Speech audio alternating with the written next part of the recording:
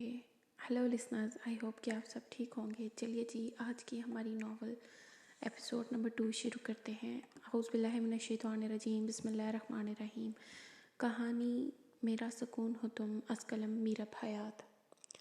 White BMW का दरवाज़ा खोलकर इसने कच्ची ज़मीन पर मजबूत कदम रखे थे। अपना कीमती मोबाइल और ब्लैक गॉगल्स दाद बख्श के हाथ में थमाते हुए इसने अपने सामने खड़ी गवर्नमेंट स्कूल की इस इमारत को देखा जो जाने कितने साल पुरानी थी। ज़रख़ान ने दूसरी निगाह दाद बख्श पर डाली। निगाह में वाज़ेह खफगी और नाराज़गी थी। इस काम के लिए तुम खुद भी आ सकते थे शायद। अंदाज़ बेजारियत से भरपूर था। बड़े साहब का हुक्म था कि इधर आप ही आएंगे। उसने मुस्कुराहट दबाकर मुदबाना अंदाज में कहा, हाँ, खुद तो वो लंबे टूर पर निकल गए हैं ना, लेके मुझे यहाँ फंसा दिया। उकताहट भरे लहजे में कहता हुआ वो स्कूल के बड़े से गेट की तरफ बढ़ा जहाँ पहले ही प्रिंसिपल खड़ी थी और गेट के दाएं बाएं काफ़ी स्टूडेंट्स हाथों में गुलाब की पत्तियाँ लिए इसके इस्तकबाल के लिए खड़ी थीं। दरमियानी रास्ते पर कालीन बिछाया गया था जिस पर चलकर इसने प्रिंसिपल के ऑफिस तक जाना था और इसके बाद के जाने मज़ीद क्या क्या मराहिल थे। वो जी भर कर बदमज़ा हुआ और मगर लबों पर ज़बरदस्ती मुस्कुराहट सजाई।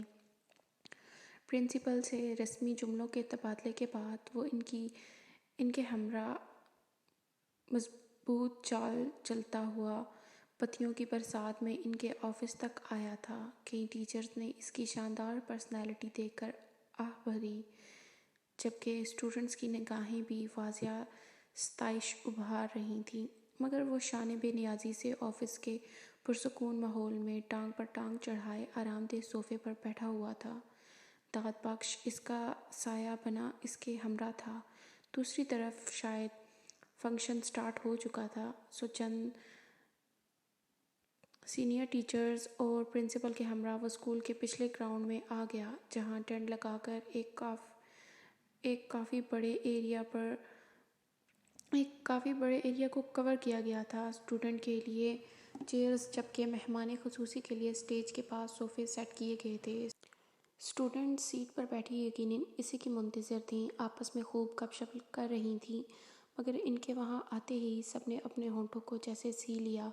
प्रिंसिपल और ज़रख़ान ने सीट संभालते ही स्टेज पर गिरा पर्दा हटा दिया गया और चंद स्टूडेंट ने बड़ी खूबसूरती से इसका वेलकम किया, जिसे दाद बख्श ने तो बहुत इंजॉय किया, मगर ज़रख़ान के चेहरे पर फैली मुस्कुराहट ने बड़ी खूबसूरती से इसका वेलकम किया, जिसे दाद बख्श ने तो बहुत इंजॉय किया, मगर ज़रख़ान के चेहरे पर फैली मुस्कुराहट इसका हाल दिल बखूबी सुना रही थी।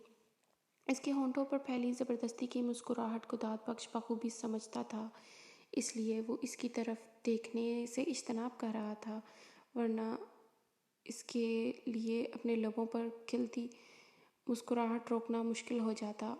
सो वो भी चुपचाप स्टेज की तरफ मुतवज्जा था। वो 3 मज़ाहिया ड्रामे भी पेश किए गए थे। दफ़ातन ज़रख़ान के मोबाइल पर बेल हुई थी। दाद बख्श फ़ौरन मुतवज्जा हुआ था। हैदर कॉलिंग लिखा देखकर इसकी आंखों में हैरत सिमट आई थी, क्योंकि वो जानता था कि ज़रख़ान ने हैदर मलिक को किस ख़ास काम के लिए अपॉइंट किया है। इसने अपने सामने बैठे ज़रख़ान की तरफ देखा जो स्टेज की तरफ मुतवज्जा था। वो इसकी तरफ झुका था। साईं, हैदर मलिक की कॉल है। बख्श ने सरगोशी की थी, जिसे शोरगुल के बायस सुनने में वो नाकाम रहा था। कौन, किसकी कॉल है? ज़रख़ान ने इसकी तरफ रुख मोड़ा जो कतरे कन्फ्यूज़ सा लग रहा था। हैदर मलिक की, बख्श ने आहिस्तगी से कहा। ज़रख़ान के मुस्कुराते लब सिकुड़े थे, आंखों की चमक बढ़ी थी। इसने फ़ौरन हाथ बढ़ाकर मोबाइल इससे झपट लिया। वक्त ज़ाया किए बिना फ़ौरन कॉल पिक की थी। सरकार, हैदर मलिक बात कर रहा हूँ, दूसरी जानिब से आवाज़ सुनाई दी थी।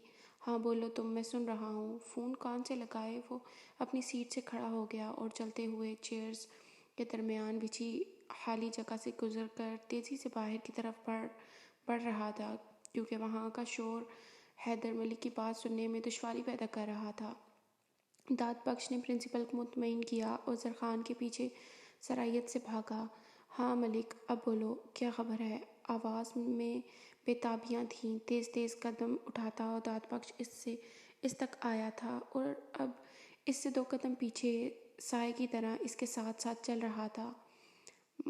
میڈم کے بارے میں پکی خبر ہے سرکار، حیدر ملک بڑی تیزی سے بول رہا تھا۔ زرخان کے چلتے قدموں میں تیزی آ گئی تھی جبکہ دل کی دھڑکنیں مدھم ہونے لگی تھیں۔ جلدی بتاؤ، کیا خبر ہے؟ جلدی بولو ملک۔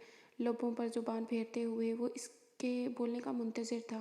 میرے پاس آپ کے لیے 2 خبریں ہیں، ایک اچھی اور دوسری بری۔ آپ بتائیں پہلے کون سی سناؤں؟ وہ سرشار سا پوچھ رہا تھا۔ زرخان کے چلتے قدموں کی رفتار میں کمی آئی تھی۔ گراؤنڈ پار کر کے وہ اب لمبے کوریڈور میں چل رہا تھا۔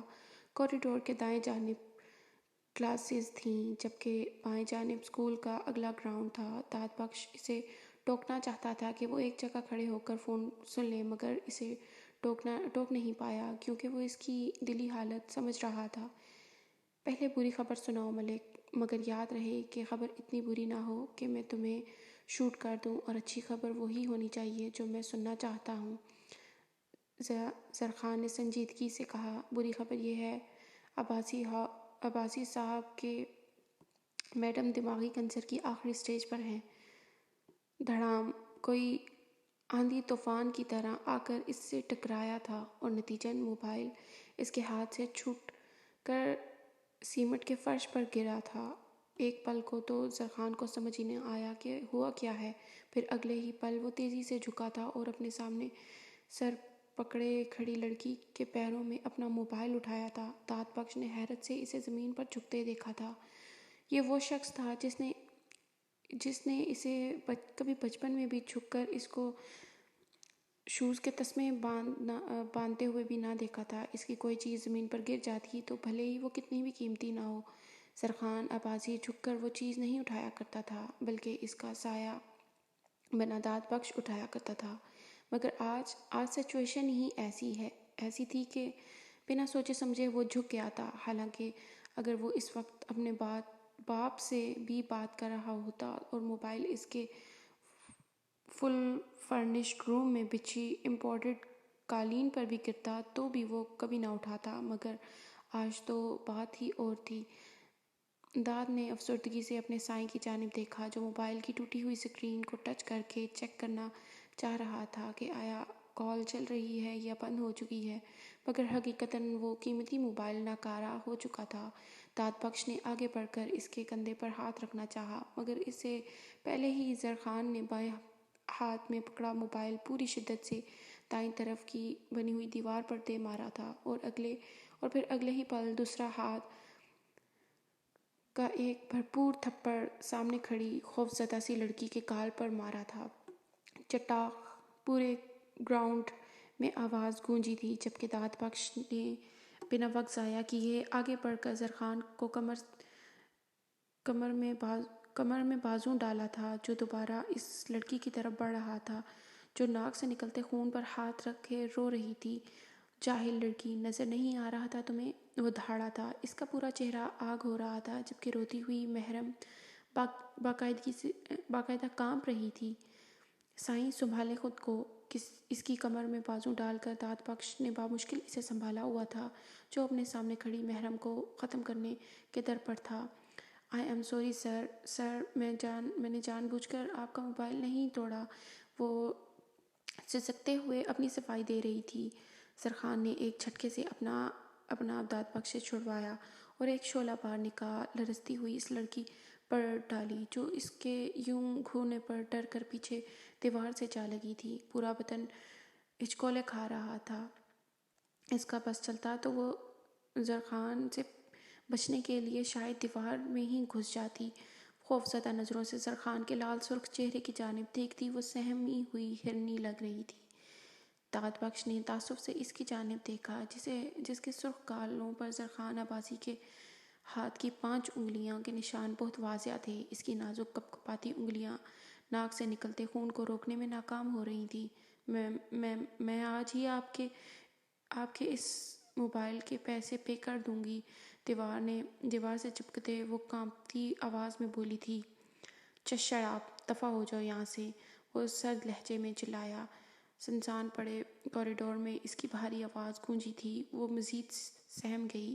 اس کے چلانے پر مارے خوف کے محرم کے حلق سے ایک گھٹی گھٹی سی چیخ نکلی تھی جس سے منہ پر دوسرا ہاتھ رکھ کر اس نے بامشکل دبایا تھا۔ داد بخش فوراً آگے بڑھا تھا اور سختی سے زرخان کے کندھے پر ہاتھ جمایا تھا کہ اس سے زیادہ کرنے کی نہ اسے اجازت تھی اور نہ ہی جرأت۔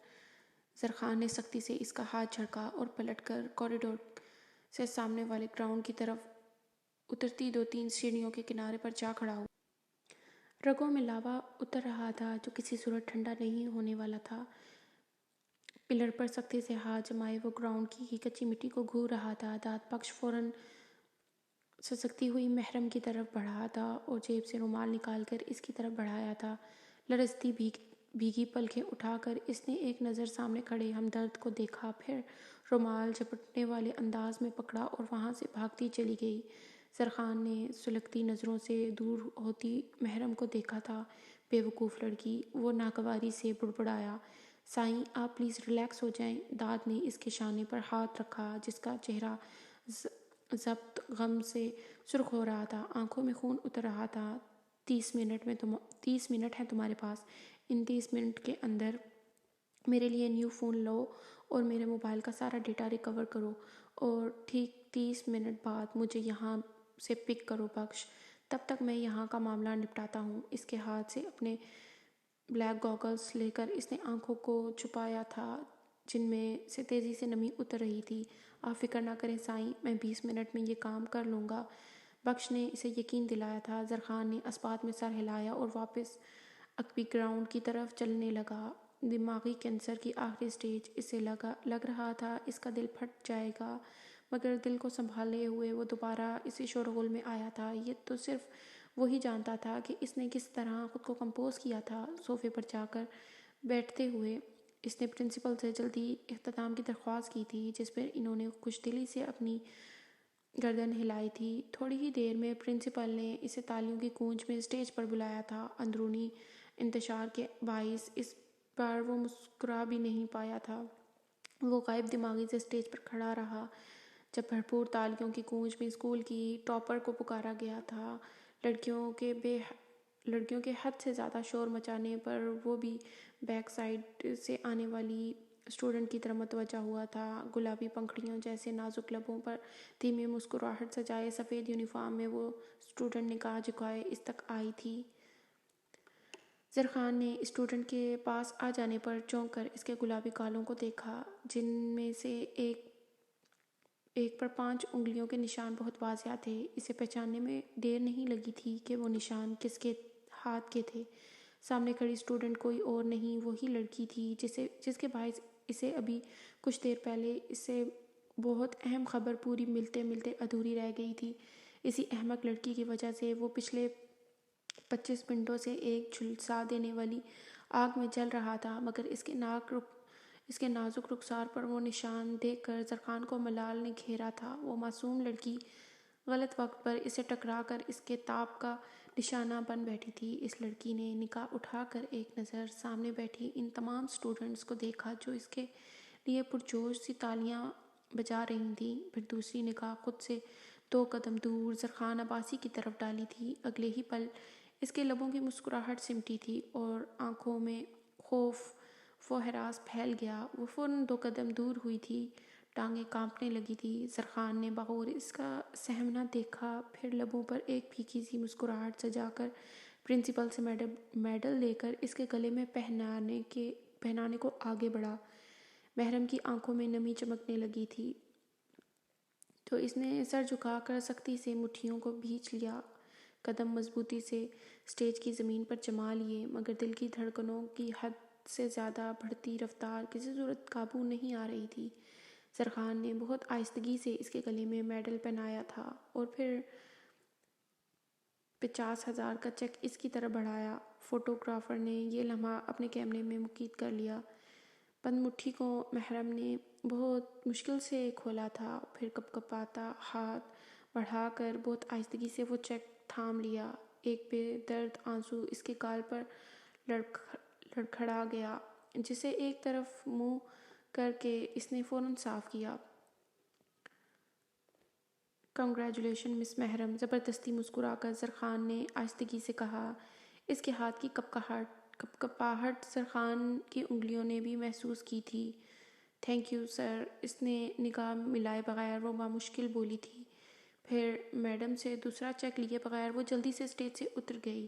زرخان نے اس پر نگاہ ہٹا کر سامنے سے آتے تحت بخش کو دیکھا۔ وہ دیے گئے وقت سے 2 منٹ پہلے واپس آ گیا تھا۔ زرخان عباسی نے بہت سہولت سے پرنسپل سے اجازت لی تھی، پھر خود بھی تیزی سے اسٹیج سے اتر گیا۔ انداز میں واضح بےتابی تھی۔ وہ فوراً دانت کی طرف بڑھا تھا۔ محرم نے ایک شکوہ کن نگاہ اس کی پشت پر ڈالی، جس کی تپش زرخان نے بخوبی محسوس کی تھی۔ محرم وہ بت بنی جاتے ہوئے زرخان کو دیکھ رہی تھی جب اس کی دوست نے اس کا کندھا ہلایا تھا۔ ہاں کیا ہوا؟ وہ بوکھلا گئی۔ میم سے تو چیک لے لو، وہ تمہیں بلا رہی ہیں، مگر تم تو جانے کہاں کھو گئی ہو۔ سدرا نامی اس لڑکی نے جھنجھلاہٹ کے ساتھ اس کو بولا۔ وہ دوبارہ اسٹیج پر گئی تھی اور پرنسپل سے گورنمنٹ کی طرف سے دیا گیا چیک لے کر واپس آ گئی۔ چند پل غائب دماغی سے ادھر ادھر دیکھنے کے بعد اس نے اپنی آنکھوں میں بار بار آتی نمی کو ہاتھ کی پشت سے صاف کیا۔ محرم ایک بار پھر اس کے نام کی پکار پڑی تھی۔ اس نے پلٹ کر دیکھا۔ تیز تیز بھاگتی ہوئی اس کی ہمسائی پلس دوست اس تک آ رہی تھی۔ کیا ہوا؟ کس بات کی جلدی ہے؟ اس نے کانپتی ہوئی ردا کو دیکھ کر ہنستے ہوئے پوچھا۔ تمہارے گھر سے کلرک انکل کے آفس میں فون آیا ہے، کہہ کر ردا نے لمبی سانس لی۔ محرم نے ناسمجھی سے اس کی جانب دیکھا۔ تمہاری پھوپھو کی طبیعت بہت زیادہ خراب ہو گئی ہے، محلے دار انہیں ہسپتال لے گئے ہیں، تم جلدی گھر چلو۔ اس کی بات سن کر محرم کی سانس سینے میں ہی اٹک گئی۔ کیا ہوا انہیں؟ آنسو بہت تیزی سے رخساروں پر پھسلنے لگے۔ ارد گرد چند لڑکیوں اور ٹیچرز بھی اس کی طرف متوجہ ہو گئیں۔ یار مجھے زیادہ نہیں پتا، بس یہی پتا ہے کہ ہاسپٹل لے گئے ہیں ان کو۔ ردا نے اس کے کندھے پر ہاتھ رکھا۔ محرم نے آنسوؤں کے درمیان بامشکل ٹیچر سے اجازت لی اور ردا کے ساتھ وہاں سے تقریباً بھاگتے ہوئے نکلی تھی۔ گیٹ سے باہر نکل کر وہ دھندلی آنکھوں سے چلتی سڑک کو دیکھ رہی تھی۔ وائٹ BMW کے پاس کھڑا زرخان کان سے فون لگائے بڑی بے چینی سے کسی سے بات کر رہا تھا۔ ردا نے ایک نظر زرخان پر ڈال کر دوسری محرم پر ڈالی۔ محرم پلیز رونا تو بند کرو، آتے جاتے لوگ تمہیں دیکھ رہے ہیں، ردا نے نرمی سے اس سے کہا، جو سر پر چادر جماتے ہوئے ایک طرف کو چلنے لگی۔ ردا ہم ڈائریکٹ ہاسپٹل ہی چلتے ہیں نا پلیز، تمہیں پتہ ہے نا کہ ہاسپٹل میں لے گئے ہیں ان کو۔ اپنے چلتے قدم روک کر محرم نے پوچھا۔ ایک تو مجھے پتہ نہیں ہے کہ اگر مجھے پتہ بھی ہوتا تو ہم دونوں اکیلے کیسے جا سکتے تھے۔ پہلے گھر چلتے ہیں، پھر وہاں سے میری امی کے ساتھ چلیں گے ہاسپٹل۔ اس کے ساتھ ساتھ چلتی ہوئی وہ اور ردا تیز تیز بول رہی تھی۔ پسماردگی سے اس بات میں سر ہلاتے ہوئے محرم پھرتی سے چلنے لگی، ساتھ ساتھ آنکھوں سے بہتے آنسو بھی صاف کر رہی تھی۔ ردا نے تفکر سے اپنی دوست کا پریشان حال رنگت اڑا چہرہ دیکھا۔ 15 منٹ کا راستہ ان دونوں نے 8 منٹ میں ختم کیا تھا۔ چوڑی سڑک سے مڑ کر دونوں گلیوں میں سے تیز تیز چلتی ہوئی سیدھا ردا کے گھر پہنچی تھیں۔ گھر میں صرف ردا کی بڑی بہن موجود تھی، جبکہ اس کی والدہ اور بڑا بھائی محرم کی پھوپھو کو ہسپتال لے کر گئے تھے۔ مٹھی میں بھینچے ہوئے چیک اس کے لیے بے وقت ہو چکے تھے۔ 5 مرلے کے گھر کے برآمدے میں پاگلوں کی طرح چکر کاٹتے ہوئے وہ مسلسل رو رہی تھی۔ محرم پلیز رو تو نہیں، کچھ بھی نہیں ہوگا انہیں، بس تم دعا کرو، ردا نے نرمی سے اسے سمجھایا، مگر وہ بری طرح رو رہی تھی۔ انہیں کچھ بھی نہیں ہوگا، انہیں اگر کچھ ہو گیا تو میں مر جاؤں گی، ردا میں مر جاؤں گی۔ اس کے گلے سے لگ کر وہ بری طرح سے بلک رہی تھی۔ پاگل ہو گئی ہو تم، ایسا مت سوچو، انہیں کبھی کچھ نہیں ہوگا، بس تم دعا کرو ان کے لیے۔ ردا نے اس کی پیٹھ تھپکی۔ مجھے ان کے پاس جانا ہے ردا، تم پلیز کچھ کرو نا۔ اس سے الگ ہو کر محرم نے اس کے ہاتھ تھام لیے۔ ساری کنڈیشن تمہارے سامنے ہے یار، ہم کیسے ان کے پاس جا سکتے ہیں؟ پورے گھنٹے کا راستہ ہے۔ میں آپی کو کہتی ہوں، وہ امی کو فون کر کے پوچھ لیتی ہیں کہ ڈاکٹرز کیا کہہ رہے ہیں۔ تم پلیز چپ ہو جاؤ اور یہاں ایک طرف آ کر بیٹھو۔ اسے برآمدے میں ایک سائڈ پر بچھی چارپائی کی طرف لاتے ہوئے وہ نرمی سے بولی، مجھے کہیں نہیں بیٹھنا یار، تم میرے ساتھ چلو ورنہ میں اکیلی ہی چلی جاؤں گی۔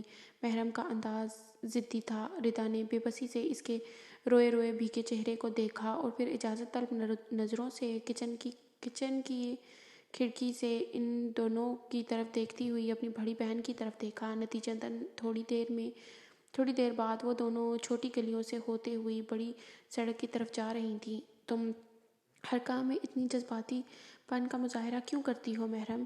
ہم دونوں ہاسپٹل پہنچ بھی جائیں گے تو ہم تمہاری پھوپھو کو کیسے ڈھونڈیں گے؟ آپی کی تو امی سے کوئی بات بھی نہیں ہو پا رہی، ورنہ کچھ نہ کچھ تو معلوم ہو ہی جاتا، اور یہ بھی تو ہو سکتا ہے کہ ہم دونوں وہاں پہنچے اور امی لوگ گھر آ جائیں، پھر ہم کیا کریں گے؟ محرم تیز چلتی محرم کو بازوؤں سے پکڑ کر ردا نے سمجھانے کی کوشش کی۔ میں کچھ نہیں جانتی ردا، مجھے جلد از جلد بس ان کے پاس جانا ہے، اور اگر تمہیں میرے ساتھ نہیں جانا تو تم واپس چلی جاؤ۔ قصور اتنا بڑا نہیں ہے کہ میں گم ہو جاؤں گی، میں اکیلی ہاسپٹل جا سکتی ہوں۔ بھیگی پلکوں کو چپکاتے ہوئے وہ بھرائے لہجے میں بولی تھی، تم آج تک اکیلی اسکول سے گھر تک نہیں گئی محرم، اور ابھی تم اکیلی رکشے میں بیٹھ کر ہاسپٹل جانے کی بات کر رہی ہو۔ ردا نے اسے خفگی سے دیکھا، وہ رخ بدل گئی اور پھر سے چلنے لگی۔ ردا نے بھی اس کی پیروی کی۔ تمہیں ڈر نہیں لگ رہا محرم؟ ردا نے پوچھا۔ لگ رہا ہے، بہت ڈر لگ رہا ہے ردا، اپنی ممی سے دور ہونے کا ڈر لگ رہا ہے۔ میرے اندر ہر طرف یہ ڈر پھیلا جا رہا ہے۔ یہ ڈر ہی تو ہے جس نے مجھے اتنا بے خوف کر دیا ہے۔ اس کی گلابی پڑتی آنکھوں میں اپنی ماں کا کمزور زرد چہرہ گھوم رہا تھا۔ وہ واحد چہرہ تھا جو بچپن سے اس نے اپنے قریب اپنے سامنے دیکھا تھا، وہ چہرہ جو اسے دنیا میں سب سے بڑھ کر عزیز تھا۔ گال پر لڑکھڑاتا آنسو صاف کرتے ہوئے اس نے دل ہی دل میں اپنی رگ و جان سے عزیز ترین ہستی کے لیے لمبی زندگی کی دعا مانگی تھی۔ چوڑی سڑک پر قدم رکھتے ہوئے اس نے ارد گرد رکشے کے لیے نگاہ دوڑائی تھی۔ 15 منٹ کے طویل اور صبر آمیز انتظار کے بعد اسے دور سے ایک رکشہ آتا دکھائی دیا۔ اس سے پہلے کہ وہ رکشہ ان دونوں تک آتا، تیزی سے فراٹے بھرتی ہوئی وائٹ بی ایم ڈبلیو ان کے قریب آ کر رکی تھی۔ کار کا دروازہ کھول کر باہر نکلنے والے شخص کو دیکھ کر اس کی ہرنی جیسی آنکھوں میں پل میں وحشت اتری تھی۔ وہ تیزی سے ردا کی اوٹ میں ہوئی، خوف کی شدت سے دل بری طرح دھڑک رہا تھا۔ اپنے کندھوں پر جمے اس کے ہاتھ کی کپکپاہٹ کو ردا نے بھی بخوبی محسوس کیا تھا۔ اس نے حیرت سے اپنے سامنے آ کر رکتے اس شاندار شخص کو دیکھا۔ اس کی آنکھوں میں روتی ہوئی اس لڑکی کے لیے تفکر تھا، جبکہ وہ بھیگی آنکھوں سے اپنے مقابل کھڑے اس شخص کو دیکھ رہی تھی۔ Are you okay? آپ اس طرح یہاں روڈ پر کیوں کھڑی ہیں؟ وہ پوچھ رہا تھا۔ اس کی آنکھوں کا پانی بڑھتا جا رہا تھا۔ وہ حقیقتاً پریشان ہو گیا۔ What's wrong with you, Miss Simel؟ اس کی طرف بیچ سڑک پر کھڑے ہو کر کیوں رو رہی ہیں؟ اس طرح آپ بیچ سڑک پر کھڑے ہو کر کیوں رو رہی ہیں؟ کہیں چوٹ لگی ہے؟ کسی نے کچھ کہا ہے؟ کیا ہوا ہے؟ شہباز حسن کے انداز میں بھرپور توجہ تھی۔ زمل نے اپنی بھیگی پلکیں صاف کی اور سامنے کھڑے شاہ کو دیکھا۔ سر وہ ایک لڑکا کہہ کر وہ پھر سے رونے لگی۔ مقابل کا چہرہ ایک پل کو سرخ ہوا تھا۔ آپ پلیز پہلے گاڑی میں بیٹھیں، پھر مجھے پوری بات بتائیں۔ اسے کہتے ہوئے وہ اپنی کار کی طرف بڑھا، کیونکہ آس پاس کے لوگ ان دونوں کی طرف متوجہ ہو رہے تھے۔ انتشار کا شکار زمل وہیں کھڑی رہی۔ شہباز حسن نے پلٹ کر اس کی جانب دیکھا۔ نگاہوں میں تنبیہ تھی۔ وہ مرتی کیا نہ کرتی کے مصدق فرنٹ سیٹ پر جا بیٹھی۔ پلیز آپ رونا بند کریں، مجھے بتائیں کہ کیا ہوا ہے؟ دھیمی رفتار میں گاڑی چلاتے ہوئے شاہ نے اس سے پوچھا، جو ہوش سی سن کر رہی تھی۔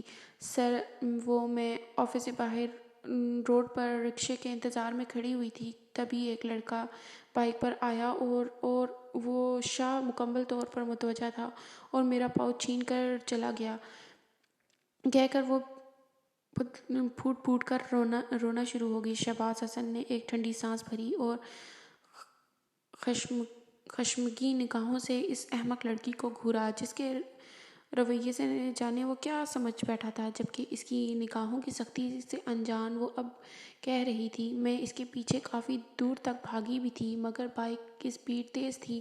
وہ پل میں نظروں سے اوجھل ہو گیا۔ شاہ نے ٹشو کے ڈبے سے ٹشوز نکال کر اس کی طرف بڑھائے جنہیں اس نے فوراً لے لیا۔ It's not a big deal, it's not a big issue miss Jamal, وہ نرمی سے بولا۔ اس کے کہنے پر جمل نے حیرت سے اپنی سبز آنکھیں پھیلائی تھیں۔ مجھے آج ہی سیلری ملی تھی سر، وہ میری پوری سیلری اسی پاؤچ میں تھی۔ میرے پاس اتنے پیسے بھی نہیں تھے کہ میں رکشہ کروا کر گھر چلی جاتی۔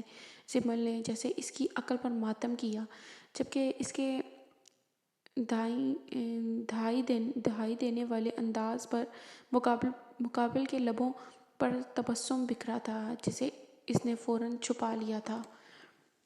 اوکے فائن، کتنی سیلری ہے آپ کی؟ سنجیدگی سے وہ پوچھ گیا تھا۔ جمل نے نہ سمجھی سے اس کے وجیہہ چہرے کی طرف دیکھا۔ بتائیں مجھے کتنی سیلری ہے آپ کی؟ وہ سنجیدہ تھا۔ 15,000، ہونٹوں پر زبان پھیرتے ہوئے اس نے جواب دیا۔ اوکے فائن، آپ کل کیشیئر سے لے لیجئے گا۔ آپ پلیز مجھے بتائیے کہ آپ کا گھر کس سائٹ پر ہے تاکہ میں آپ کو گھر ڈراپ کر دوں۔ اس کے کہنے پر وہ پوری کی پوری اس کی جانب گھوم گئی، سبز آنکھوں میں بے یقینی تھی۔ اس کی طرف دیکھتے شہباز حسن نے نگاہ چرائی تھی۔ میں نے اس لیے آپ کو نہیں بتایا تھا سر، وہ خفگی سے بولی۔ کس لیے؟ وہ انجان بنا۔ یہی جو آپ دوبارہ سیلری لینے کی بات کر رہے ہیں۔ جمل ابھی اس کی جانب دیکھ رہی تھی۔ دیکھیے مس جمل، جب سیلری آپ نے یوز ہی نہیں کی تو اس میں دوبارہ سیلری والی کیا بات ہے؟ آپ تو فرسٹ ٹائم ہی یوز کریں گی نا؟ شہباز حسن نے سنجیدگی کا دامن تھامے رکھا۔ ہاں مگر کیشیئر تو مجھے سیکنڈ ٹائم ہی سیلری دے گا نا، مجھے نہیں چاہیے پلیز سر، آپ نے کہہ دیا وہی بہت ہے میرے لیے۔ اٹس اوکے، وہ تو میں اس لیے رو رہی تھی کہ گھر کیسے جاؤں گی۔ آپ مجھے ڈراپ کر رہے ہیں تو دیکھیں میں بالکل چپ ہوں، کہتے ہوئے وہ خوش دلی سے مسکرائی۔ شاہ کی نگاہ ایک پل کو لبوں سے کی مسکراہٹ پر ساخت ہوئی تھی، پھر نگاہیں پھیر کر وہ نرمی سے مسکرا دیا۔ میں آپ کو اس لیے نہیں پے کر رہا کہ آپ کی سیلری ایک چور اڑا لے گیا، آپ ڈیزرو کرتی ہیں، بلکہ اس لیے پے کر رہا ہوں کیونکہ اٹس مائی فالٹ، میری کمپنی کے ہر چھوٹے بڑے امپلائی کو پک اینڈ ڈراپ کی فیسلٹیز فراہم ہے، لیکن آپ کو ابھی تک یہ فیسلٹی نہیں ملی۔ یہ کمپنی کی غلطی ہے اور اسی غلطی کی وجہ سے آپ کے ساتھ یہ حادثہ ہوا ہے، تو پھر یہ تو کمپنی کا رائٹ بنتا ہے کہ آپ کا نقصان بھی پورا کرے۔ دھیمے لہجے میں وہ بولتا وہ شخص جمل کے گرد ایک حصار بنا رہا تھا۔ نرمی سے کہتا ہوا وہ بے حد بھلا لگ رہا تھا۔ باریک لبوں کے تراش میں نکلنے والے نرم مسکراہٹ بڑی دلفریب تھی۔ وہ اس کے لہجے، اس کی باتوں، اس کی آواز کی گمبھیرتا میں کھونے لگی تھی۔ جمل کو ایک ٹک اپنی جانب دیکھتا پا کر وہ چونکا تھا۔ آپ سے پوچھ رہا ہوں مس جمل، ایم آئی رائٹ؟ اس نے سنجیدگی سے پوچھا تھا۔ ہاں، یس سر، وہ چونک اٹھی تھی، پھر نرمی سے مسکرا دی۔ بس پھر کل کیشیئر سے اپنی سیلری لے لیجئے گا اور کل سے آپ کو کمپنی کا ڈرائیور ہی پک کرے گا۔ ان شاہ کا انداز پرسکون تھا۔ جی اچھا، ہاتھ کو مسلتے ہوئے جمل گاڑی سے باہر نکلی دیکھنے لگی۔ اب بتائیے کہاں ڈراپ کروں آپ کو؟ جی وہ یہاں سے روڈ کے اینڈ سے لیفٹ لے لیں۔ پھر جمل سے پوچھ کر وہ اس کے گھر سے ذرا دور اس کو ڈراپ کر گیا تھا۔ پھر گھر کے رستے پر چلتے اس کے قدموں میں سرشاری تھی۔ آج جمل کا دل کسی اور ہی لے میں دھڑک رہا تھا۔ بات ہوئی حیدر سے۔ بخش کے ہاتھ سے موبائل لے کر اس نے بےتابی سے پوچھا، میری بات ہو چکی ہے، آپ پہلے یہاں سے باہر چلیں پلیز، اور میری آپ سے ایک ہی درخواست ہے سائیں کہ آپ میری پوری بات تحمل سے سنیے۔ اس کے ساتھ چلتے ہوئے بخش کی آواز کچھ بوجھل سی تھی، چہرے پر تھکن کے آثار تھے۔ زرخان کے لبوں پر ایک بے درد مسکراہٹ در آئی۔ جس بات کو بتانے کے لیے تم ہچکچاہٹ کا شکار ہو رہے ہو نا بخش، وہ بولتے بولتے ایک پل کو رکا تھا۔ وہ دونوں اسی کوریڈور میں تھے جہاں کچھ دیر پہلے زرخان نے حیدر ملک سے ادھوری بات ہوئی تھی۔ اس کے یوں رک جانے پر داد بخش نے بغور اس کی طرف دیکھا جو آنکھوں کو بلیک گاگلز کے پیچھے ڈھانپے ہوئے تھا۔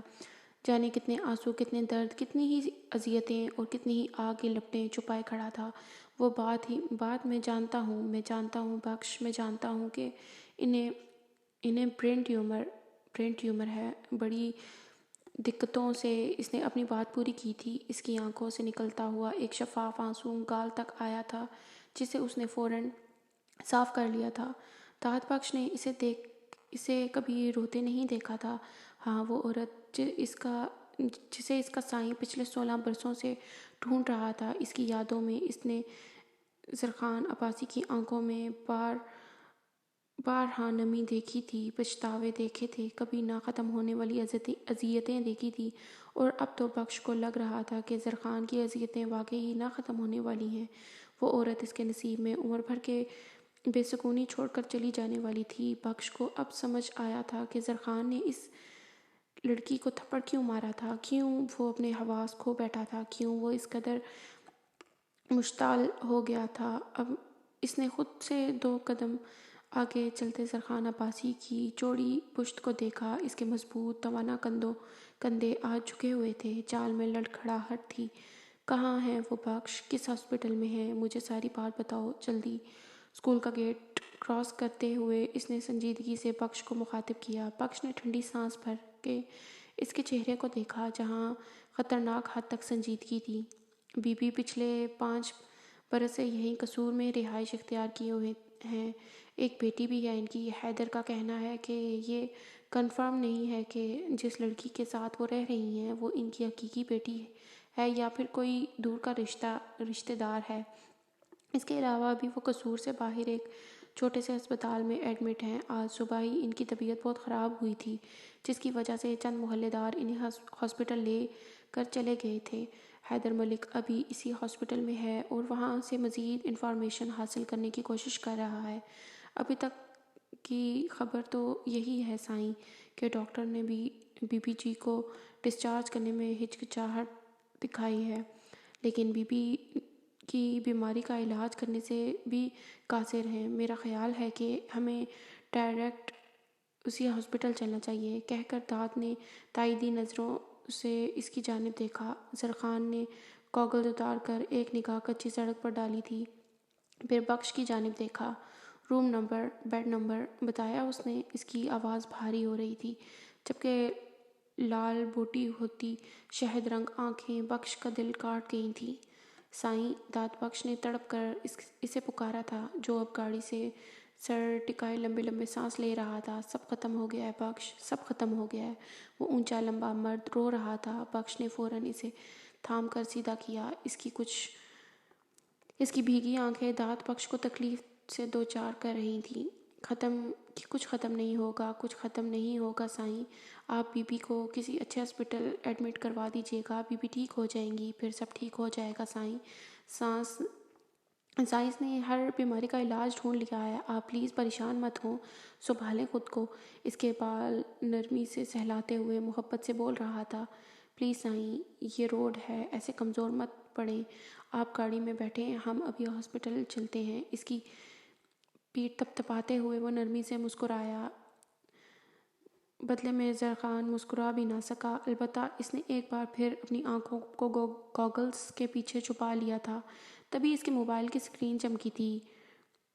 ڈیڈ کالنگ لکھا نظر آ رہا تھا۔ زرخان نے اپنی پیشانی مسلی، پھر فون کان سے لگا کر داد بخش کو ڈرائیونگ سیٹ سنبھالنے کا اشارہ کیا۔ بات کر کے اس نے کال ڈسکنیکٹ کی تھی، تبھی اس کی نگاہ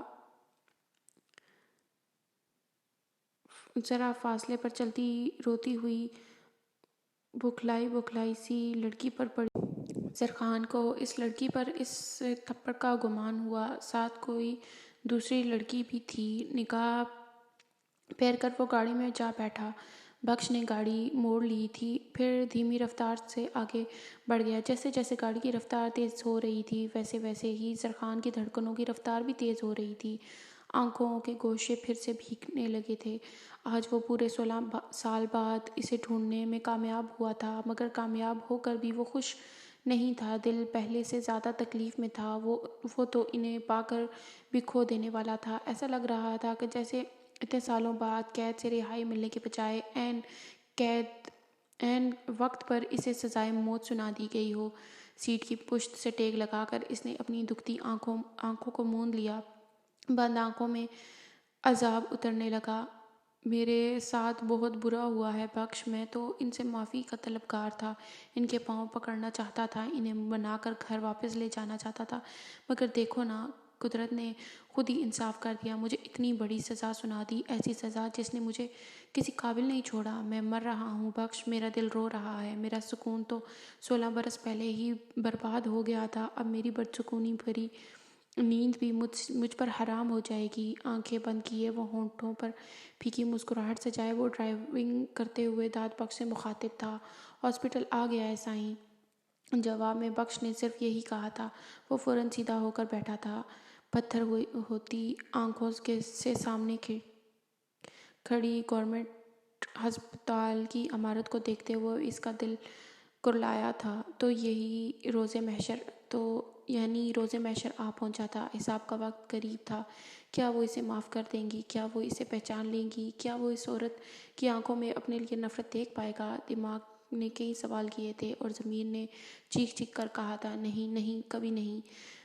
بخش نے گاڑی سے اتر کر اس کی سائیڈ کا دروازہ کھولا تھا۔ زرخان نے خود کو مضبوط کیا تھا اور زمین پر قدم رکھتے ہوئے ایک بار پھر اپنے سامنے کھڑی اس عمارت کو دیکھا، جو کہیں سے بھی اس عورت کی شایان شان نہیں تھی، جو وہاں جانے کون سے کمرے میں کتنے مریضوں کے رش میں زندگی اور موت کے درمیان جھول رہی تھیں یا نہیں، شاید اپنی سانسیں پوری کر رہی تھیں۔ بڑے بڑے قدم اٹھاتے وہ چھوٹے سے پارکنگ ایریا سے ہوتا ہوا ہاسپٹل کے عمارت میں داخل ہوا تھا۔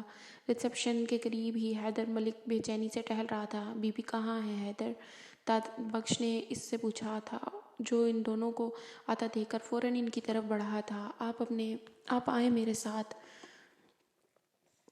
ان دونوں کو ساتھ لیے وہ ایک طرف کو چلنے لگا۔ ہر قدم کے ساتھ اس کا دل ڈوب رہا تھا۔ بڑا سا ہال جہاں مریضوں کے لیے چیئرز زمین میں فکس کی گئی تھیں، ان چیئرز کی سائڈز میں دیوار کی طرف بچی جگہ سے گزر کر وہ دونوں حیدر کے ہمراہ چل رہے تھے۔ چند منٹ چلتے رہنے کے بعد حیدر ملک کو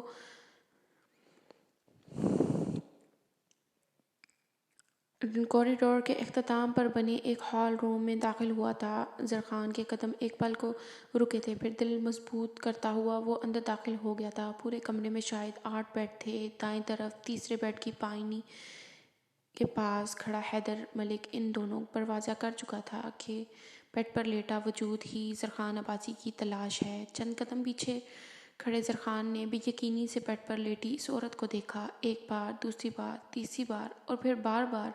وہ حقیقتاً اسے پہچان نہیں پایا تھا۔ تیزی سے بیڈ کی طرف بڑھا تھا وہ، پھر آخری بار اس ہوش و خود سے بے خبر بیگانہ وجود پر نظر ڈال رہا تھا۔ اب کی بار اس کی نگاہ ساخت ہوئی تھی۔ آنکھوں کی پتلیاں اس چہرے کو دیکھتے ہوئے پھیل رہی تھیں، جبکہ اس بیڈ کے پاس بیٹھی وہ 2 خواتین اس سوٹڈ بوٹڈ شخص کو دیکھ کر کچھ حیران پریشان تھیں۔ باقی مریض بھی اس کی باروب شخصیت سے مرعوب ہو کر اس کا جائزہ لے رہے تھے، مگر زرخان عباسی کی تو دنیا رک چکی تھی۔ ہاسپٹل کے بیڈ پر لیٹا وہ حنیف وجود کسی 37 سالہ عورت کا نہیں، بلکہ کسی 60 سالہ بڑھیا کا لگ رہا تھا۔ زرخان عباسی کا دل کٹ رہا تھا۔ داد بخش نے تفکر سے اس کی جانب دیکھا، جو شاید تکلیف میں گھرا ایک ٹک فاطمہ بی بی کے چہرے کو دیکھ رہا تھا۔ وہی چہرہ تھا، بالکل ویسا ہی، پرنور سا چہرے کا تاثر بھی ویسا ہی تھا، بالکل نرم۔ سوتے ہوئے بھی ان کے ہونٹوں پر ایک نرم مسکراہٹ تھی، ہلکی ہلکی سفیدی مائل پلکیں اور بھوری اور بھویں وہ خوبصورت آنکھیں آج بند تھیں۔ تیکھی ناک میں کبھی لونگ چمکا کرتی تھی، مگر آج وہ ناک بے رونق تھی۔ باریک ہونٹ جن کی تشبیہ کبھی گلاب کی پنکھڑیوں سے ملا کرتی تھی، آج سوکھے بے رونق پپڑی زدہ سے تھے۔ اس نے سہارا لینے کو ہاتھ دائیں طرف بڑھایا تھا، وہ داد بخش فوراً آگے بڑھا تھا۔ سائیں، اس کی بخار میں تڑپ تھی۔ اس کمرے میں موجود ہر مریض اور اس کے ساتھ موجود لواحقین نے ایک لمبے چوڑے مرد کو بری طرح روتے دیکھا تھا۔ بیڈ پر لیٹے وجود میں کوئی ہلچل نہیں تھی۔ زرخان نے بہت آہستگی سے اپنی پیشانی ان کے پیروں پر ٹکائی تھی، کچھ اس طرح سے فاطمہ بی بی کے پیروں کی تلیاں اس کی کشادہ پیشانی کو چھو رہی تھیں۔ ردا کی والدہ حیرت سے ہسپتال کے عملے کو پورا روم خالی کرواتے دیکھ رہی تھی۔ 5 منٹ کے اندر اندر وہاں سے تمام مریض جا چکے تھے، یا نہیں اسے آنے والے شخص نے ہی وہ روم خالی کروایا تھا۔ اب وہاں صرف بخش تھا یا پھر فاطمہ کے ساتھ آئی خواتین۔ بیٹے کون ہیں آپ، اور ہمارے مریض سے کیا تعلق ہے آپ کا؟ یہ پوچھنے والی ردا کی امی تھیں۔ وہ ہوش ان کے پیروں سے سر ٹکائے بیٹھا تھا۔ مائع پیروں پر نمی کے احساس سے فاطمہ کی آنکھیں کھلی تھیں۔ مندی مندی آنکھیں کھول کر انہوں نے اپنے ارد گرد نگاہ ڈالی۔ پیروں میں سر دیے بیٹھے شخص پر پڑی تو ایک پل کو ان کا دل ڈوبا تھا۔ کون ہو تم؟ ذرا سا سر اٹھا کر انہوں نے اپنے پیروں سے سر ٹکائے مرد کو دیکھنے کی کوشش کی۔ ارے اللہ کا شکر ہے تمہیں ہوش آ گیا فاطمہ۔ ردا کی والدہ فوراً ان کی طرف بڑھی تھی۔ زرخان عباسی نے چہرہ اونچا کیا تھا اور آہستگی سے کھڑا ہو گیا۔ ایک پل کو فاطمہ کی نگاہ ساکت ہوئی تھی اور پھر اگلے ہی پل ان کی آنکھوں میں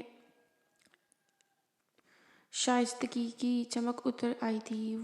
وہی تو تھا، بالکل ویسا ہی تھا، بس قد نکل گیا تھا، داڑھی مونچھ بھی آ گئی تھی۔ وہ سرخ بھیگی آنکھوں سے ان کی جانب دیکھ رہا تھا۔ ان کے لبوں پر ایک نرم مسکراہٹ پھیل گئی۔ داد بخش نے حیرت سے اس باظرف عورت کو دیکھا جس کے لبوں پر اس کے سائیں کے لیے مسکراہٹ تھی۔ تو آخر آ ہی گئے تم۔ ان کے لبوں کی مسکراہٹ گہری ہوئی تھی، مگر آنکھوں کے کونے تیزی سے بھیگ گئے تھے۔ وہ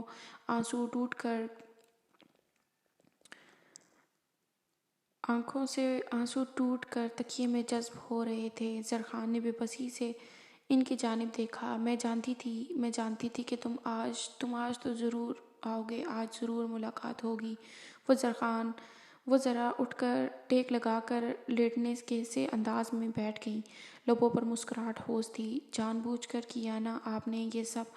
آواز بے حد بھاری تھی۔ ان دونوں کو یوں گفتگو کرتا دیکھ کے ان کے پاس موجود خواتین نے سمجھداری کا مظاہرہ کیا اور کمرے سے باہر نکل گئی۔ آپ جانتی تھیں نا کہ میں آپ سے ملنے کے لیے ترس رہا ہوں، آپ کے قدموں میں سر رکھنے کے لیے تڑپ رہا ہوں۔ سب جانتی تھیں آپ، اس لیے مجھ سے بھاگتی رہیں آپ، ہے نا ممی؟ وہ بچوں کی طرح سسک رہا تھا، انداز میں خفگی تھی، آواز جذبات سے بوجھل تھی۔ فاطمہ کی آنکھیں لفظ ممی پر پھر بھیگنے لگیں۔ یہ ایک لفظ کہنے میں تم نے بہت دیر کر دی ہے زرخان۔ اسے اس کے نام سے پکارتے ہوئے وہ تکلیف زدہ سی کہہ رہی تھیں۔ ایسا مت کہیں پلیز۔ وہ تڑپ کر ان کے پاس آیا تھا۔ وہ اٹھا تھا۔ I am so sorry. ان کا ہاتھ نرمی سے تھام کر وہ شرمندہ سا بولا تھا۔ میں جانتا ہوں کہ میرا گناہ قابل معافی نہیں ہے، مگر پلیز آپ مجھے معاف کر دیں۔ میں تو بہت برا ہوں، سچ میں بہت برا ہوں، مگر آپ تو بہت اچھی ہیں نا۔ آپ مجھے معاف کر دیں پلیز۔ میں بہت تکلیف میں ہوں، بہت مشکل میں ہوں۔ میری مشکل آسان کر دیں، مجھ پر رحم کر دیں، مجھے معاف کر دیں، مجھے میرا سکون دے دیں پلیز۔ پلیز ممی، پلیز مجھے معاف کر دیں۔ ان کے ہاتھ کو آنکھوں سے لگائے وہ بچوں کی طرح رو رہا تھا، اور رو تو وہ بھی رہی تھیں، دل تو ان کا بھی پھٹ رہا تھا۔ کب چاہا تھا انہوں نے کہ وہ بے سکون رہے، کب چاہا تھا وہ یوں وہ بلک بلک کر روئے۔ مت روئیں، کیوں رو رہی ہیں؟ مت رو، کیوں رو رہے ہو؟ ابھی تو میں زندہ ہوں۔ تم صحیح وقت پر آئے ہو زرخان، غلط تو تم نے کر دیا ہے میرے ساتھ وقت سے پہلے آ کر میرے سامنے آ کھڑے ہوئے ہو. میرے ساتھ بہت غلط کیا ہے. میں تو چاہتی تھی کہ تم تب آتے جب میں جا چکی ہوتی. میری آنکھیں ہمیشہ ہمیشہ کے لیے بند ہو جاتی. تب تمہیں کون معاف کرتا سرخان؟ کون معافی دیتا تمہیں؟ وہ خود بھی سسک رہی تھی. میں تم سے اس لیے بھاگتی رہی کیونکہ تمہیں معاف نہیں کرنا چاہتی تھی. اب سامنے آ گئے ہو تو دل نرم پڑ گیا ہے. معافی دیے بغیر تو مجھے سکون نہیں ملے گا. میں بے چین رہوں گی. میں نے کبھی تمہارا برا نہیں چاہا میری جان، باخدا کبھی برا نہیں چاہا. اس کے بال سہلاتے ہوئے وہ نرمی سے بول رہی تھی. زرخان نے سرخ آنکھوں انگارہ ہوتی آنکھیں کھول کر ان کا مسکراتا چہرہ دیکھا تھا. داد بخش کی آنکھیں بھی فاطمہ کے ظرف پر نم ہونے لگی تھیں. میں نے تمہیں معاف کیا زرخان. اس کے آنسو صاف کرتے ہوئے وہ نرمی سے بولی. سچ میں معاف کر دیا. وہ بھی یقین سے یکٹک ان کی جانب دیکھ رہا تھا. سزا نہیں دیں گی مجھے؟ وہ بھیگی آواز میں پوچھ رہا تھا. اس کے سوال پر وہ مسکرا اٹھیں. 16 برس تھوڑے ہیں کیا؟ اس کی تھوڑی نرمی سے چومتے ہوئے وہ ہنستے ہوئے پوچھ رہی تھیں. داد بخش بھی حیران تھا. کیا تھی وہ عورت؟ کس مٹی کی بنی ہوئی تھی؟ جس شخص نے اس کی پوری زندگی برباد کر ڈالی تھی. اسے نہ صرف معاف کر دیا تھا بلکہ اس سے بے حد محبت سے بات کر رہی تھی. اگر آپ نے واقعی مجھے معاف کر دیا تو پھر میرے ساتھ چلیں. آپ یہاں نہیں رہیں گی. میرے ساتھ چلیں اپنے شہر، اپنے گھر. وہ بہت آہستگی سے درخواست کر رہا تھا. فاطمہ کے لبوں کی مسکراہٹ سمٹ گئی. آنکھوں میں سختی در آئی تھی. میں نے تمہیں معاف کیا ہے زرخان. اس گھر کو، اس گھر کے دیواروں کو اور اس گھر کے مالک کو مرتے دم تک معاف نہیں کروں گی. ان کا لہجہ اٹل تھا. انداز میں کوئی رعایت نہیں تھی. آپ کی طبیعت ٹھیک نہیں ہے فاطمہ موم. میں آپ کو اس انڈر ڈیولپ ہاسپٹل میں مرنے کے لیے نہیں چھوڑ سکتا. پلیز آپ میرے ساتھ چلیں. گھر مت جائیے گا مگر یہاں سے چلیے پلیز. زرخان ملتجی ہوا تھا. سائیں ٹھیک کہہ رہے ہیں بی بی. میری ڈاکٹر سے بات ہو چکی ہے. ان کے پاس آپ کی مرض کا کوئی علاج نہیں ہے. اگر آپ یہاں رہیں گی تو آپ کی طبیعت مزید بگڑ جائے گی. آپ سائیں کے ساتھ لاہور چلیں. ہم وہاں آپ کا علاج کروائیں گے. داد بخش نے مؤدبانہ کہا تھا. مجھے کہیں نہیں جانا. میں اب بالکل ٹھیک ہوں. انہوں نے زرخان کی طرف دیکھتے ہوئے بخش کو جواب دیا. مگر آپ کی رپورٹس ٹھیک نہیں ہیں. زرخان کے لہجے میں تکلیف تھی. مجھے فرق نہیں پڑتا. میری بیٹی میرے لیے پریشان ہو رہی ہوگی. زرخان مجھے گھر جانا ہے. پلیز تم ان ڈاکٹر سے بات کرو نا کہ یہ لوگ مجھے یہاں سے جانے دیں. مجھے محرم کے پاس جانا ہے. محرم کا ذکر کرتے ہوئے ان کی آنکھیں نم ہو گئی تھیں. یعنی آپ نے مجھے معاف نہیں کیا؟ زرخان بے بس ہوا. نہیں ایسا نہیں ہے. میں تمہیں معاف کر چکی ہوں مگر یہاں رہنا میری مجبوری ہے. میری بیٹی تمہارے یا میرے ماضی کے بارے میں کچھ نہیں جانتی ہے. میں تمہارے ساتھ نہیں جا سکتی. تم پلیز میری بات سمجھو. مجھے میری بیٹی کے پاس جانا ہے. ان کے بے بس سے کہنے پر وہ بے چین ہو گیا. تو اس میں فکر والی کوئی بات نہیں ہے مام. آپ میرے ساتھ چلیں. آپ کی بیٹی کو بخش لے آئے گا. وہ بھی وہیں رہے گی. Don't you worry please. Zarkhan نے انہیں منانے کی کوشش کی. تبھی وہ ڈاکٹرز وہاں آئے تھے. زرخان نے ان کا ہاتھ بے حد آہستگی سے تھپتھپایا اور ڈاکٹرز کی طرف بڑھا. عباسی صاحب، ہم نے آپ کے کہنے پر جنرل ہاسپٹل میں سینئرز ڈاکٹر کو اپوائنٹ کر لیا ہے اور باقی کی ساری رپورٹس بھی میل کر دی ہیں. آپ جتنی جلدی ہو سکیں انہیں وہاں لے جائیں. دیر مت کیجیے. ان کی حالت کافی خراب ہے. ڈاکٹر کی آواز کافی گمبھیر تھی. اینڈ پلیز اب آپ ان سے مزید بات چیت کرنے سے ایوائڈ کریں اور آپ کوشش کریں کہ ان کو سکون کرنے دیا جائے اور ان کو ایسی کوئی ٹینشن کی بات بھی نہ بتائی جائے. انہیں زیادہ سے زیادہ دماغی سکون ملنا چاہیے تاکہ یہ اپنی نیند سو سکیں. اور ادویات سے لی گئی نیند ان کے لیے بہتر نہیں ہے. ہم تھوڑی دیر تک ان کو ڈسچارج کر رہے ہیں پھر آپ انہیں لے جا سکتے ہیں. اس کا کندھا تھپک کر وہ چلے گئے تھے. میں کہیں نہیں جاؤں گی زرخان، وہ سختی سے بولی تھی. سر میں درد کی ایک شدید لہر اٹھی تھی. وہ کرا اٹھی. مام. وہ بےتابی سے ان کی جانب بڑھا تھا. داد سرات سے ڈاکٹر کو بلانے بھاگا تھا. تم میری محرم کو بلا دو، میں نے اسے صبح سے نہیں دیکھا۔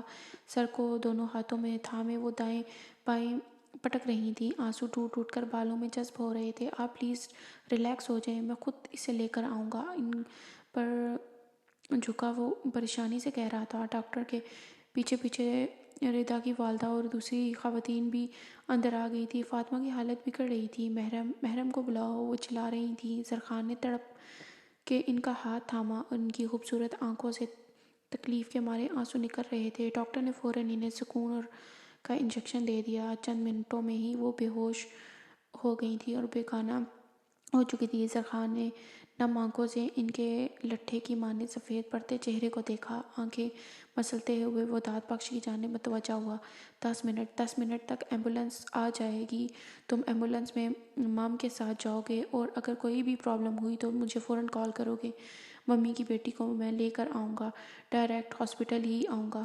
میرے آنے سے پہلے ممی کا علاج شروع ہو جانا چاہیے۔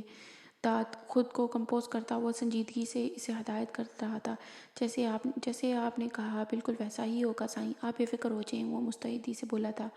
گڈ۔ اس کا کندھا تھپتھپا کر وہ ان عورتوں کی طرف بڑھا تھا جو ہونک کھڑی اس ساری کارروائی کو دیکھ رہی تھیں۔ میں فاطمہ ماما کا بیٹا ہوں۔ اس نے جھجکتے ہوئے ان دونوں خواتین سے اپنا تعارف کروایا تھا۔ ان کی آنکھیں مزید پھیلی تھیں۔ وہ اونچا لمبا ایک بھرپور مرد 40 سالہ فاطمہ کا بیٹا کیسے ہو سکتا تھا؟ ردا کی والدہ آنکھیں پھاڑے اسے اوپر سے نیچے تک دیکھ رہی تھی۔ زرخان نے نگاہ پھیری۔ یقیناً آپ دونوں ہی انہیں یہاں لے کر آئی ہیں۔ آپ نے ان کی دیکھ بھال کی، اتنا خیال رکھا، اس کے لیے میں آپ کا بے حد شکر گزار ہوں۔ کیا آپ مجھے فاطمہ ماما کی بیٹی کے پاس لے جا سکتی ہیں؟ وہ بہت شائستگی سے پوچھ رہا تھا۔ اس کا لہجہ بھاری ہو کر کافی دلکش لگ رہا تھا۔ ارے نہیں بیٹا، یہ تو ہمارا فرض تھا۔ شکریہ کی کوئی بات نہیں ہے۔ اور محرم بیٹی تو یہ فرخندہ بہن ردا کی والدہ کے گھر ہی ہوگی۔ ان کی بیٹی کے ساتھ اسکول جاتی ہے نا، تو فاطمہ کو گھر نہ پا کر وہ انہی کے گھر چلی گئی ہوگی۔ ردا کی والدہ کی بجائے دوسری عورت نے جواب دیا۔ وہ اس سے کافی مرعوب ہو چکی تھی۔ آپ دونوں چلیے پھر میرے ساتھ۔ ظاہر سی بات ہے میں اکیلا تو ان کے گھر جا نہیں سکتا، اس نے سنجیدگی سے کہا۔ ان کے اس بات میں سر ہلانے پر زرخان نے ایک نگاہ سوئی ہوئی فاطمہ پر ڈالی اور پھر ان دونوں خواتین کے ساتھ ہاسپٹل کی عمارت سے باہر نکل گیا۔ بیٹھیں پلیز۔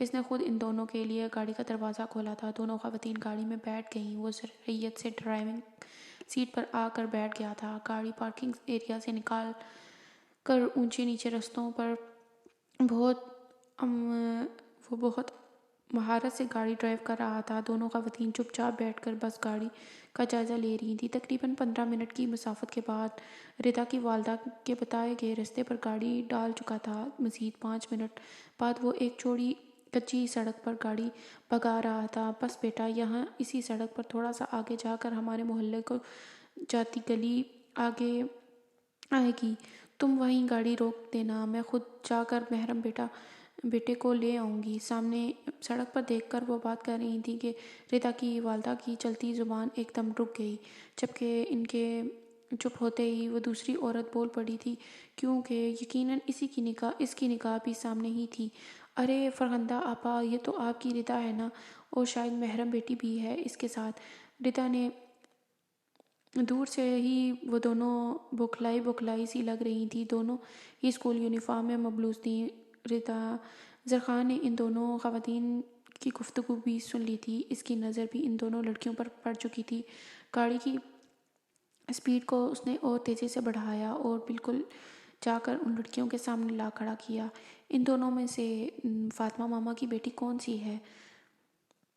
وہ بائیں طرف جو کھڑی ہے سفید چادر میں، ردا کی والدہ نے جواب دیا۔ گاڑی کا دروازہ کھول کر وہ سرعیت سے باہر نکلا تھا اور ان دونوں کی طرف بڑھا تھا، جبکہ پیچھے دونوں خواتین گاڑی کے دروازے سے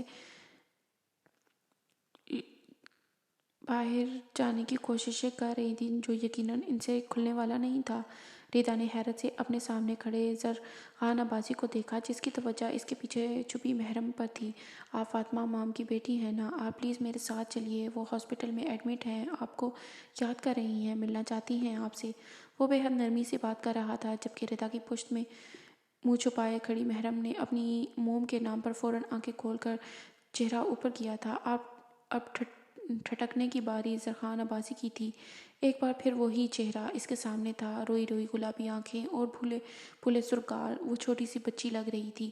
آپ کیسے جانتے ہیں ممی کو، میری ممی کو؟ دھوک نکلتے ہوئے وہ اٹک اٹک کر بول رہی تھی۔ زرخان عباسی کو صحیح معنوں میں شرمندگی سی ہونے لگی تھی۔ سامنے کھڑی لڑکی کوئی اور نہیں تھی، وہ وہی تھی جسے 2 گھنٹے پہلے وہ تھپڑ مار چکا تھا۔ میں ان کا بیٹا ہوں، وہ سنجیدگی سے بول رہا تھا۔